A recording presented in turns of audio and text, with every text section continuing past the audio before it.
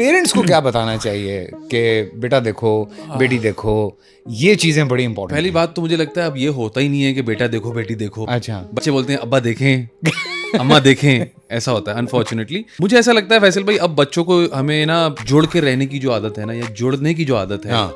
वो नहीं बताई जाती। या हमारे यहाँ एक जो वो शुरू हो गया ना कि जी आप एक इंडिविजुअल हैं, हाँ। इंडिविजुअल जिंदगी है आपकी, आपको आज़ादी है, तो उसको लोग ज़रा सा मैनिपुलेट कर जाते हैं। जुड़ के रहना या साथ रहने की जो बात होती है वो बहुत कम बताई जाती है। तो मुझे ऐसा लगता है ख़ास तौर पे बेटियों को ये बात बतानी चाहिए कि जी आप जिस घर में जा रहे हैं वो भी आपका घर है, वहाँ भी आप बेटी हैं। तो ये ऐसी चीज़ें जो कम होती जा रही कई हैं। दफ़ा वो जो एक हमारे यहाँ बड़ा पुराना नॉर्म है जी। कि बेटी जब जा रही होती है तो उसको ये कहते हैं कि देखो बेटा, वहाँ से मरकर तुम्हारा बस जनाजा निकलना चाहिए। हाँ।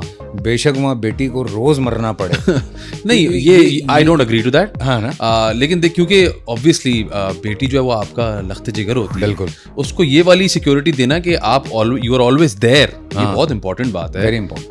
कि मैंने सुना ऐसी जगहों पे लोग कहते हैं कि जी अब मर के ही वापस आना। हाँ। ऐसा कोई सीन नहीं है, ऐसा नहीं होना चाहिए। केस टू केस डिफर करता है, लेकिन अगर आप मुझसे बात करें तो मैं तो शायद अपनी बेटी को कहूँ कि बेटा मैं जब तक हूँ तब तक मैं हूँ।